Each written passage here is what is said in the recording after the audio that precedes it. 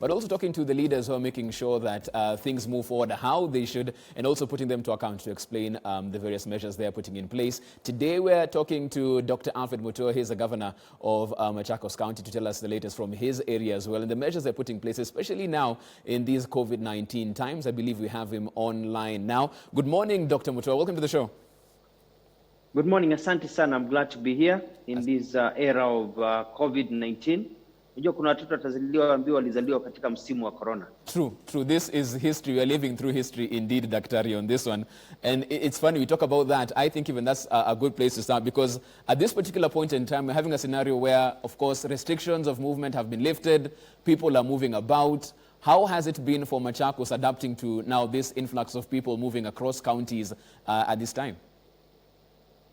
Well, we've seen the numbers growing. We don't know exactly whether the numbers are growing because of just a cessation of movement, or they are growing because they were there anyway and we are testing more, but it's getting worse. But I think the main question we need to ask here, and this is where everybody is running away from, is why did we have to open the borders? Kwa nini, after all these problems? I mean, look at our President Uhuru Kenyatta, amejifungia State House. Have you seen him leaving the gates of State House? No. Why is our president locking himself in State House? Where are other people? But then why did he feel that he should open up the roads and get people moving around? It's because of the economy. At the end of the day, whether there's corona or no corona, the biggest problem in Kenya is not COVID-19 and the spread and the enforcement. The main problem in Kenya is poverty. The main problem in Kenya is the slow growth of the economy, the corruption, all those problems. And we have an opportunity right now as we address COVID-19 to address poor leadership and address the challenges we are facing that have led our people to continue being poor for the last 60 years. Okay, we'll be talking about that as well, Daktari. I want us to look at it from a point of view in terms of your particular county right now. What specific measures are being put in place to deal with the increased cases that have been seen? There were reports a couple of days ago about a particular factory having over 60 cases in that particular area. What county-specific measures have you had to put in place to deal with this COVID-19 pandemic in Machakos County?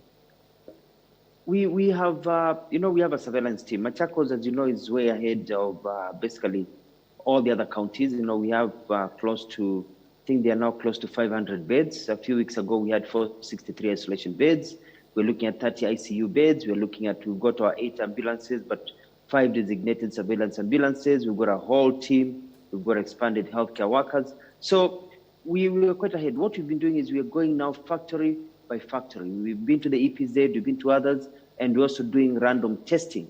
And one of the factories we tested, we got a first random test of, we said 50 people. So you look at a factory of several thousand people, you choose 50 at random.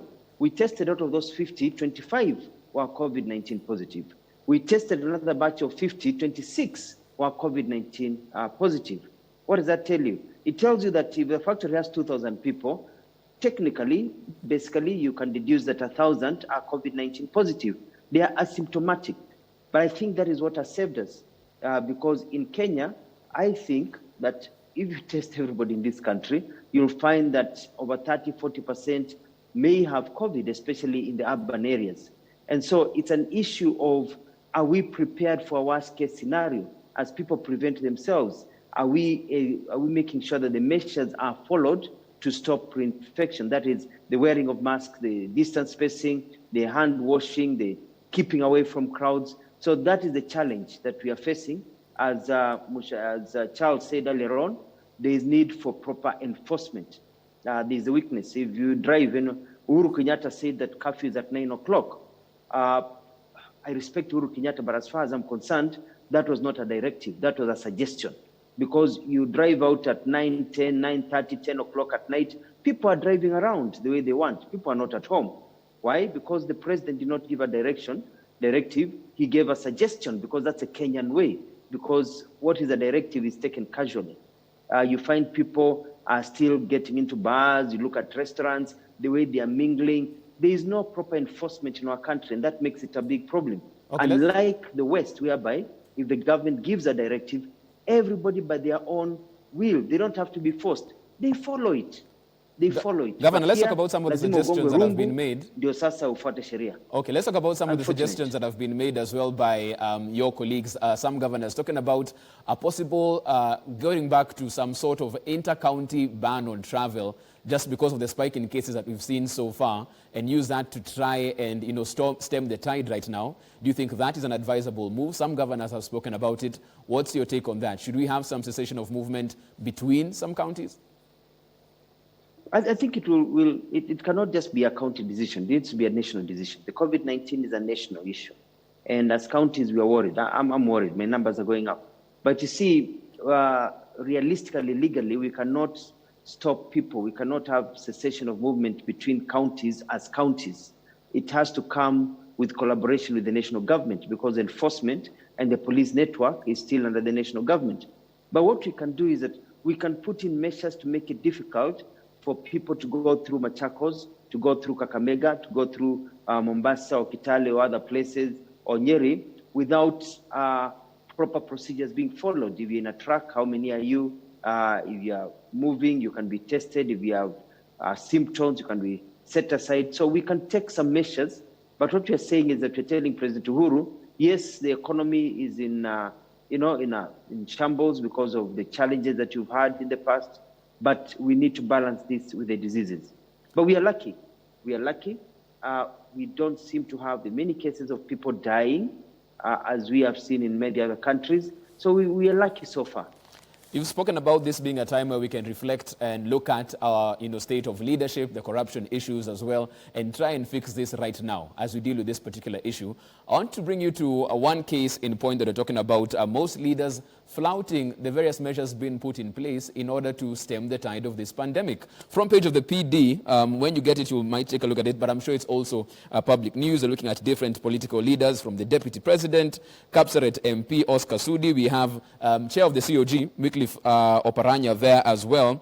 Missing masks, social gathering, not having social distance. And some people are saying this is a classic case of some animals being more equal than others. And that's how this is spreading, even from a perception level. What's your take on this? Because these are your colleagues, your contemporaries, yet they're not following the same rules other Kenyans should follow. I think there needs to be enforcement of the law. There's already a public health law that was passed. There are regulations that were set by the Minister for Health. It is actually criminal for people to behave in a certain manner. Alfred Mutua, I'm running for president in 2022. And I'm running for president, so I need to campaign and tell people to vote for me. But I don't have to go out and do photo ops and start mingling with the people and start playing politics at this time in a very reckless manner just because I want to be the next president of this country. There has to be some form of responsibility. These are signs of leaders who are basically have no integrity, who are morally corrupt, that you can actually go as a leader and pose without wearing masks, pose without taking measures, because you're actually sending a message to your supporters that everything is okay. If you are not doing it, then they don't need to do it. And people just copy leaders. People look at you and say, aha, huyu nani afanye hivi, mimi sifanyi hivi. Viongozi wetu wote wamesimama hapo, wamejikusanyika, wajavaa mask. Ni sawa, hakuna kitu kama hiyo. Unaona? So we are sending the wrong message. And so what we need in this country, we lack cojones. We lack balls. Our leadership, our judicial system lacks balls. We need to arrest some of these leaders, charge them, lock them up. Mtu aseme haya, gaifafa. Huyu mkubwa namna hii tunamwonanga anataka kuwa president. Huyu mkubwa namna hii anakuanga leader hapa, amefungwa committee because of the regulations. Everybody will obey. But we lack balls, until people start dying in the streets, until we start having mass funerals. Hapo ndio tutaanza kustuka. Dr. I like how you put it in that colorful phrase right there. But I'll put it to you as well, Dr. because there's a council of governors. These are your contemporaries. Have you called them out personally? Have you told, for example, Governor Oparanya, what you've done is wrong? You're sending the wrong signal to your people, not only in your county, but the country as well. Have you done that personally? What I've been doing is I've talked to my colleagues. But even more so, I've talked to my people. I've just spent the weekend, the last few days, traversing village to village. And the first thing I get to the village is I tell people, I don't want anybody getting close to me. Move away. I show people the extent that even after a microphone is used, how we sanitize it. And if it's used by 10 people, we put aside and get another microphone. And we make sure that even all the speakers are wearing their masks, even when using the microphone. We sanitize our hands every time we touch something. We hold mask boxes. I sanitize. So wananchi are watching. I saw children watching. And they are seeing for example, how the governor is so careful. They are seeing how my cabinet members are so careful, how the MCAs I'm traveling with and MPs are so careful. And now naona watu wanasema, hii kitu ni mbaya. Naona vile governor anajichunga. So we are sending the right message to our people and we are sensitizing them. And some of the things we're telling them is this. We've had many diseases. Cholera. Whenever there's cholera, you hear there's a cholera in a certain village. There's a cholera in a certain city. You don't hear the president shutting down the roads, putting roadblocks for us not to go to that city, and there's cholera and people are dying. AIDS came. Watu wakaanza kufa na ukimwi. You didn't hear shutdown of airspace. You didn't hear of shutdown of borders. People being told you can't leave the country, enter the country because of AIDS. You've heard of Ebola that kills people. When Ebola started, you didn't hear of people being blocked. So this is a serious disease. So we're telling people this is different. That you've had all these diseases. They are bad diseases. They have killed people. Yet we didn't have these measures. So we are trying to show people that it's bad. But we can't be doing that when our colleagues are now going out in a very prostitutional way and doing things in a very reckless manner. I like the passion you're talking about this, Daktari. I'm hoping in the next Council of Governors meeting, when that comes up, this will be addressed. I'm hoping you'll bring it to the floor of that particular meeting in the House. No, I'll personally bring it up. We have to be examples of leaders. True. We have to walk the talk. We have to live according to the way we ask people to live. We don't do those things, and it's for one's sake. I remember I went to State House and President. We had a Council of Governors meeting with the President, and you could see how much COVID preparation and separation was so important to the President. He ensured that everybody was sitting apart. I remember one time when he was speaking, somebody coughed and he literally jumped from his seat to look whether everything was okay. He was wearing his mask throughout. He was making sure that nobody got close to him or got close to each other. The President showed us by example. And the President told us very well, he said, you governors who are here, majority of you are over 55, 58, 60. You're in the danger zone. You get this thing, unaenda, jichungeni. So the President has led from the front. Why can't other leaders also emulate what the President is doing? Why can't other leaders just follow the national leader? You know what I mean? Okay. And if the President is doing it, why can't others do it? Okay, that's a simple question. Okay, let's look at the Council of Governors and the coordination efforts that it's putting in place in terms of trying and coordinating what's going on right across the 47 counties. How has that been so far? Because we've seen various and differing responses county to county. How's that coordination effort working out? No, our chairman, Honorable Paranya, has done a wonderful job. He's been very, very active. The secretariat of the COG have been amazing. They're on top of things, and we've shown that we are very organized. I mean, look at even the way Oparanya has gone from county to county, trying to get the messages, coordinated it very well. He's been very outspoken, fighting for our money so we can get enough funding for some of the processes. He's basically led properly, and I want to congratulate quickly for Paranya and tell him that under COVID, he is the best chairman we could ever have at this time. He's fully committed. And he's working day in, day out, and we are supporting him, and we are working with him, and I'm glad that he has shown leadership, even as a Council of Governor Chair. You've spoken about funding right there as he's trying to push for it. We're having that particular issue right now in the Senate in terms of how to divide this particular revenue. Happens every so often. This is the third time when we are still in this particular debacle. What's your take on this? How do we solve this stalemate? Of course, it's all about landmass or people, some people posturing themselves politically. How do we ensure that this doesn't happen every single cycle? I think it's a matter of looking at a formula that really solves the biggest problem in our country, which again is poverty. The fighting over resources is not just fighting over location for the sake of it. It's because we're a poor economy. We're poor people. We've had systems in this country that have denied majority. We've had money going to one section of the country more than others.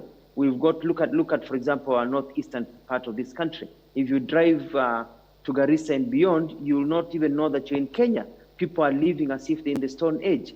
You got some parts like South Kitui. I mean, children have lived there without seeing a kilometer of tarmac road. Ukondani, there's no piped water. If you go to many parts of this country, I was in my area of Yatta.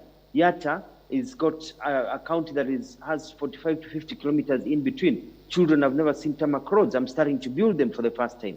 And we are doing this. So it's all about poverty, and everybody just wants more money. We wish we had more money. We wish we could grow the economy and get more money. So these formulas will keep on changing. The needs and the bases will keep on changing over the several years as we tune ourselves to what is best for our people. So for me, this is a very good conversation. It shows that our leaders are now attuned to the fact that we need to provide more money to our counties, and that counties are important, and that when money goes to counties, there is development. That's why people want more money into counties.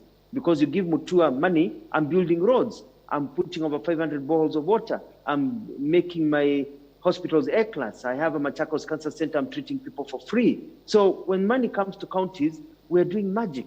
And that's where we're going. When we say we want more money to counties, it's because we've realized that money in counties works.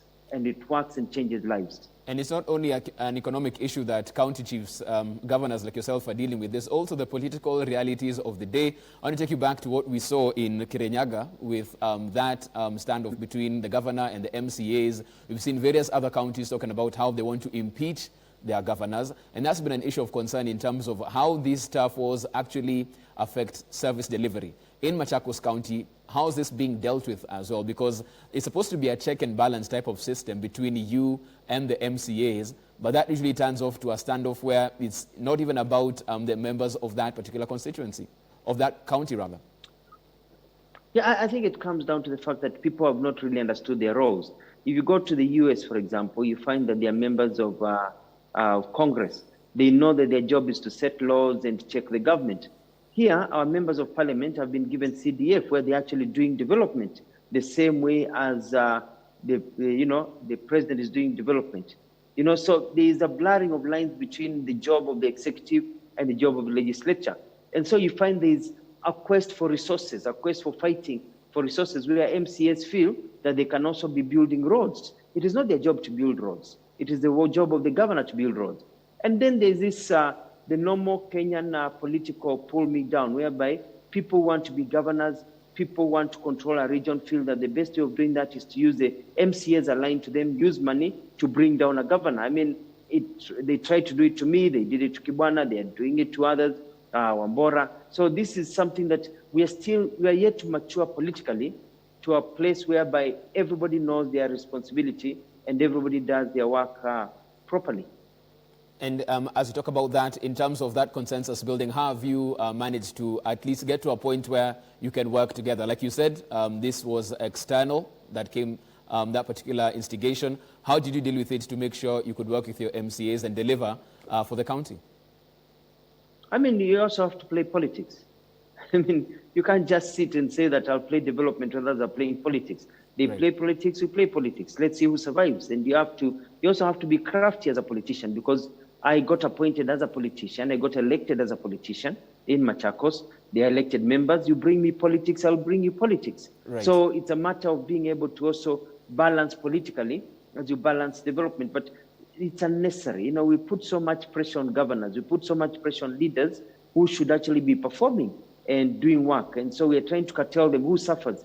It is Mwananchi who suffers. Unfortunately, I still get my salary, I still get my medical benefits, I still get my travel allowances, I still get my security, I still get my vehicles. My life is set. The MCAs, their life is set. Who is suffering? It is Mwananchi who is suffering. And so Mwananchi also have to stand up and say, wamechoka. And that is why we are calling for a change of guard. We need a new form of leadership. And that is why when God willing, I take over this country in 2022, we are going to change how things are done into this country. It has to be people focused. We have to pour money and make sure that people get their rights that they have not gotten since independence. Before we talk about your presidential ambitions for 2022, I thought that for you to just point out, some of the unique challenges you're feeling probably the county has been facing and how you've resolved those particular issues in that particular area, even as you look forward to another level of leadership in the country. What are those unique, issues that Machakos is dealing with, especially now with the COVID-19 pandemic in place? I mean, there are many issues that we have to deal with in this country, in Machakos, elsewhere. There's the issue of infrastructure. But the main issue at the end of the day comes down to money, because people don't have money in their pockets. They're being laughed at. Look at one of the good things that COVID has done for us is say that we have to enhance manufacturing. Either we manufacture or we are lost. And we are asking ourselves, we are placed very well. We've been importers. Maybe we need now to have factories everywhere. And as part of my manifesto, I have a program to ensure that there are factories everywhere in this country, so that now we can manufacture. We're not importing from China. We're not importing from Europe. We're not importing from South Africa, so that we can actually grow the economy. It's all about the money. It's all about making sure that people have more money in their pockets. And with all that's going on right now, I want to talk about briefly your presidential ambitions right now. A lot of jostling taking place on that particular front.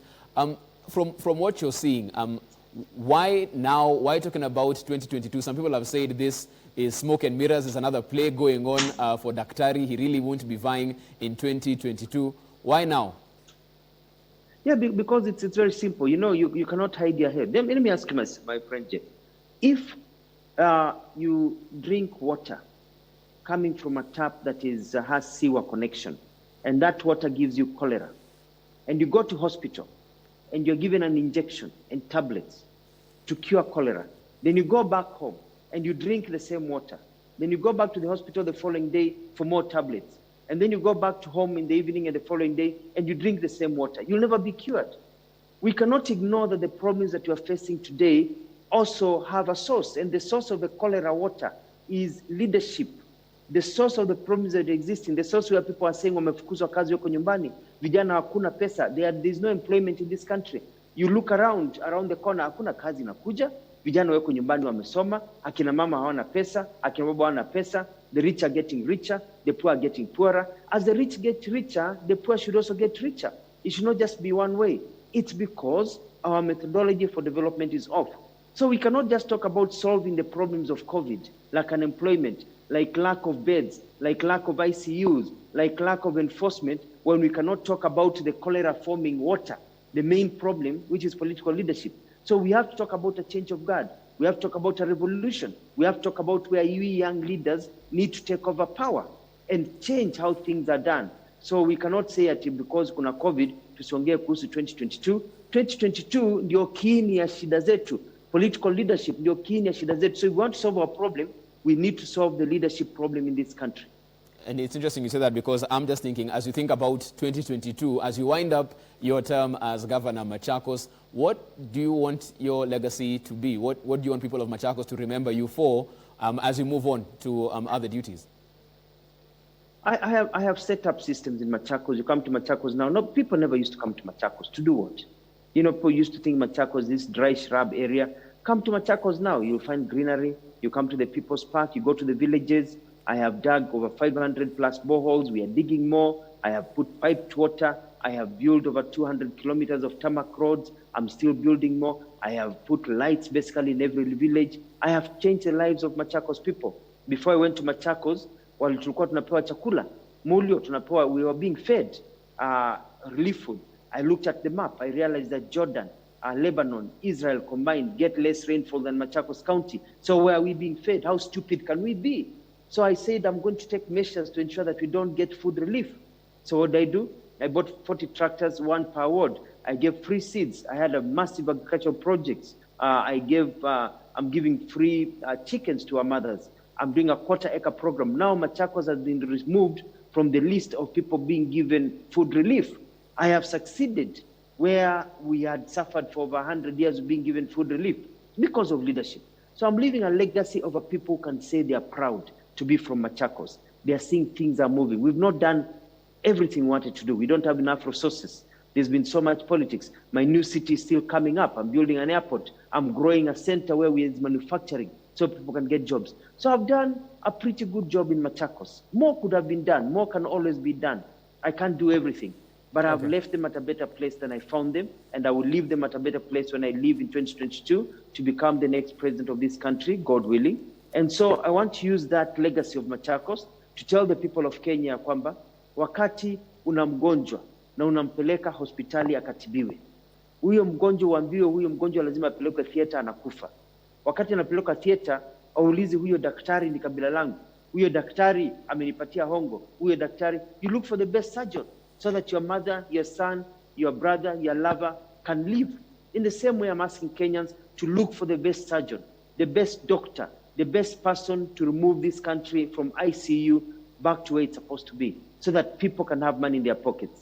And I'm telling them that I'm putting myself out there, and I'm asking Kenyans, tafadhali, vote for me, select me, so that we can change our lives. Hatukuzaliwa tuteseke ndugu yangu. Hatukumbwa na shetani na wengine wakumbwa na Mwenyezi Mungu. Our time has come, and the young people need to get angry and say, yes, these people have had their turn. Let's try something new. A change is good, and the change is Dr. Alfred Mutua. You have really sold yourself, Dr. Mutua, on this show for 2022. We'll wait and see how the remainder of your term finishes. But just on a light note, even as I let you go, last time you were in studio with me, you spoke about before 2022, there's that remake of Cobra Squad that's supposed to be done. Yes, is it still on the cards? Yes, we'll do it. I mean, COVID has really slowed down many things. You know, our production areas now, we can't mix, you can't do some of these things. But COVID inaisha. So it has given a good time now. We have more time in our hands to be more creative. We are putting things together. Na hiyo inakuja to a screen near you. Okay, we leave it at that. Governor Dr. Alfred Mutua, a presidential candidate 2022 and a filmmaker as well. Many hats you wear. Thank you so much for making time to be on the show. Asante sana na Mungu awabariki. Asante sana, Daktari. Let's get back to studio. I have Charles Munyu with me. We have like